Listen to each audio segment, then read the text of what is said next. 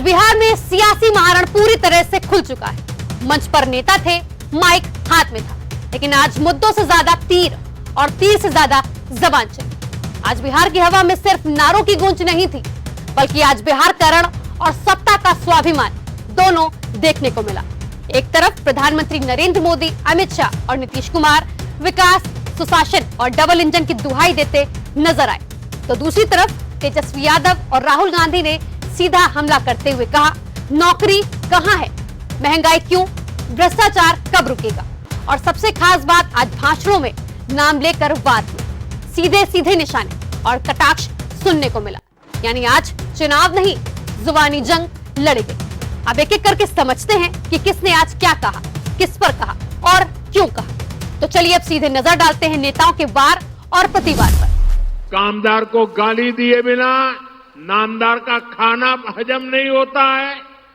जो गालियां देते हैं जरा कान खुल करके सुनो,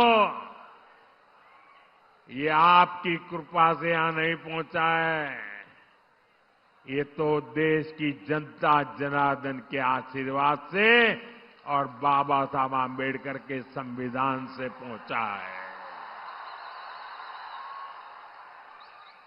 साथियों, इस चुनाव में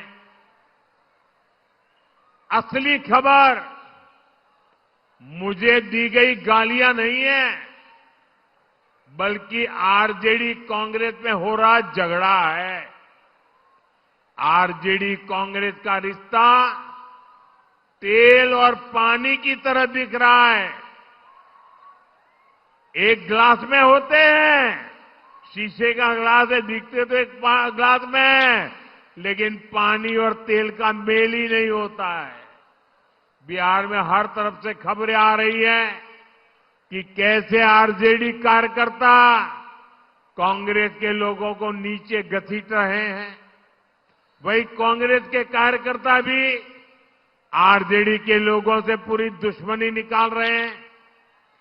जमानत पर चल रहे इन दोनों युवराजों ने कल ये दिखाने की बड़ी कोशिश की कि उनके बीच कोई मनमुटाव नहीं है, कोई झगड़ा नहीं है, लेकिन इन्हीं लोगों के लिए कहा गया है, ऊपर से तो दिल मिला, भीतर फाके तीन। साथियों, इन्हें जो चीज एक साथ ले आई है वो है सत्ता का लालच। इन्हें किसी भी तरह बिहार की सरकार पर कब्जा करना है, ताकि भ्रष्ट परिवार मिलकर फिर से बिहार को लूट सके। मुझे आप बताइए कि आप आरजेडी कांग्रेस को फिर से, मुझे आपका जवाब चाहिए, जनता का जवाब चाहिए। आप मेरे मालिक हैं, आप जो कहेंगे वो मुझे मंजूर होगा। आप मुझे बताइए, ये जमानत पर निकले युवराजों को हम फिर से बिहार लूटने की इजाजत देंगे क्या? बिहार लूटने देंगे क्या? इन लोगों को बिहार लूटने का हक देने देंगे क्या? बदलाव लाना है कि नहीं लाना है? और कितने लोग नौकरी के लिए तैयार है? जरा हाथ उठा करके बोलना, हाथ उठा करके रखिए, जरा हम भी देखें कितना लोग तैयार है कि नौकरी के लिए। सब लोग तैयार है ना? तो नौकरी कैसे मिलेगा? चुपचाप लालटेन छाप। नौकरी कौन देगा? कौन देगा? आवाज नहीं आ रहा, जोर से बोलिए, नौकरी कौन देगा? ये 20 साल से इन लोगों ने कुछ नहीं किया, सुई का कारखाना भी नहीं लगाया। अब समय आ गया है बदलाव का, अब समय आ गया है नया बिहार बनाने का। केवल सरकार ही नहीं बनाना, बल्कि बिहार को बनाने का काम करना है। बेरोजगारी को, गरीबी को, महंगाई को, भ्रष्टाचार, अपराध को जड़ से समाप्त करना है। थाना चले जाइए, ब्लॉक चले जाइए, बताइए बिना घूस दिए कोई काम हो रहा है? राशन के नाम पे कमीशन खोरी हो रही है। बोलता है 5 लाख मिलता है, बोलता है कि 5 किलो, अब मिलता है 3 किलो। कमीशन खोरी हो रही, जाति प्रमाण पत्र बनाना तो घूस देना पड़ रहा, दाखिल खारिज कराना पड़ रहा है तो घूस देना, कोई सरकारी काम कराना पड़ रहा है तो उसमें बिना घूस दिए कोई काम नहीं हो रहा। इतना भ्रष्टाचार बढ़ गया। ये लोग फिर से आ जाएंगे तो और अधिकारियों का मनोबल बढ़ जाएगा और भ्रष्टाचारियों का मन बढ़ जाएगा और भ्रष्टाचार हो जाएगा। हर घर नल से जल योजना में भ्रष्टाचार हो रहा है। शराबबंदी चालू है, खाली नाम का बंदी है, होम डिलीवरी चालू है। लसीसराय का एक एक वार्ड जंगल राज की मुक्ति, नक्सलवाद की समाप्ति और आतंकवाद के खिलाफ दृढ़ अभियान के लिए कमल के फूल और तीर के निशान पर देना है। मुझे बताइए भाइयों बहनों, आप लोग देंगे या नहीं देंगे? भाइयों बहनों, मैं आपको बताने आया हूं, 2005 के पहले पूरा बिहार जंगल राज की चटपेट में था। सारे उद्योग बंद, व्यापार बंद, धंधे बंद, ट्रेडिंग बंद। एक ही धंधा चल रहा था, अपहरण और फिरौती। जघन्य हत्याकांड होते थे, नरसंहार होते थे, खून, अपहरण, फिरौती चरम सीमा पर था। और किसके राज में था? लालू रबड़ी के राज में था या नहीं था? भाई बताओ तो जरा, जोर से माताएं बहनें भी बताए, था या नहीं था? मैं आपको बताना चाहता हूं, आपने नीतीश बाबू के हाथ में बिहार का शासन दिया, नीतीश बाबू ने जंगल राज को समाप्त कर दिया, समाप्त कर दिया। और बिहार के अंदर नए विकास की शुरुआत।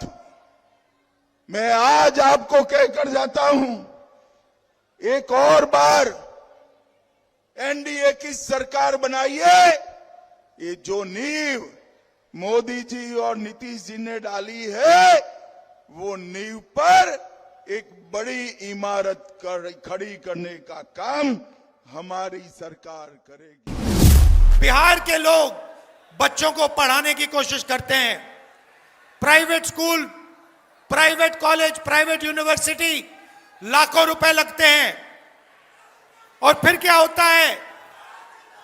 महीनों की मेहनत के बाद एग्जाम से 1-2 दिन पहले जिनकी दोस्ती है, रिश्तेदारी है, उनको पेपर मिल जाता है। और बिहार का ईमानदार युवा देखता ही रह जाता है। यह आपकी सच्चाई है। आपके खून पसीने से दुबई बना है। सही है, गलत है? तो मेरा आपसे सवाल है कि अगर आप दुबई जैसा शहर बना सकते हो, बेंगलोर जैसा शहर बना सकते हो, मुंबई जैसा शहर बना सकते हो, हिंदुस्तान में इंफ्रास्ट्रक्चर बनता है, इमारतें बनती हैं, पुल बनते हैं, सड़क बनती है, उसमें बिहार के लोग अपना खून पसीना देते हैं और बनाते हैं। तो मैं आपसे पूछना चाहता हूं, ये जो चमत्कार आप बिहार के बाहर करते हो, ये आप बिहार में क्यों नहीं कर पा रहे हो? अगले 5 वर्षों में 1 करोड़ युवाओं का नौकरी और रोजगार दे दिया जाएगा। अब इतना अच्छा ढंग से सब जगह हो रहा, एक एक काम हो रहा। और हम लोगों ने महिला सशक्तिकरण पर भी जोर दिया। पहले कितना था, जितना काम किए थे हम लोगों ने 2006 में ही हमने पंचायती राज संस्थाओं का काम किया और 2007 में नगर निकायों का काम किया। और हमने उसी में तय किया था कि इसमें सब में 50% आधा रहेगी, पूरे 50% इसमें महिलाएं रहेगी। इसके लिए हम लोगों ने काम शुरू किया। अब वो काम सब जगह आप समझ लीजिए, पंचायती राज संस्था में और नगर निकाय में ये काम होने लगा। और आप जानते हैं आज दोनों का अब तो हो गया है, काफी हो गया, 4 चुनाव भी हो चुका, इसी तरह से इतना बढ़ रहा है। हमने तो महिलाओं के लिए कहा, तो वो लोग तो महिला को कोई काम किया था जी? आज तक काम किया था? आपने 7 साल में हट गया था तो अपना पत्नी को बनवाया था, कभी किसी महिला के लिए कुछ किया था? तो वो तो अपना बेटा बेटी पत्नी यही सब में काम करता, कोई काम है? अब आप देखते हैं कि हम लोग कोई अपना परिवार के लोगों को कर रहे हैं, सब लोगों के लिए महिलाओं का विकास, बच्चों का विकास इतना हो रहा कि सब लोग आगे बढ़ रहा। अब एक एक तरह से पहले उन लोगों ने काम किया, कुछ काम नहीं किया।